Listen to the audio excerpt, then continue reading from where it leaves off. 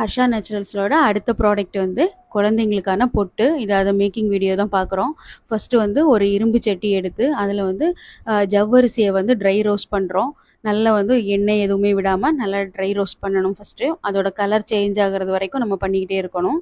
Once வந்து colour change ஆனதுக்கப்புறம் அதை நல்லா வந்து பவுடர் பண்ணணும்.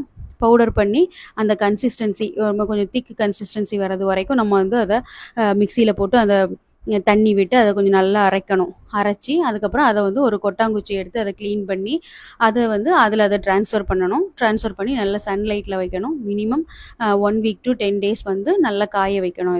இந்த லிக்விட் ஃபார்மேஷனில் இருக்குது அப்படியே ட்ரை ஆகி வரணும். ட்ரை ஆகி வரும்போது அது நல்லா கொஞ்சம் திக்காக வரும். அதை வந்து நம்ம குழந்தைங்களுக்கு யூஸ் பண்ணிக்கலாம்.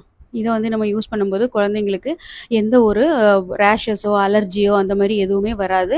நமக்கு ஒன்லி கிச்சனில் இருக்கிற ஒரு ப்ராடக்டை வச்சே நம்ம குழந்தைங்களுக்கு ரெடி பண்ணுறோம் நேச்சுரலாகவே.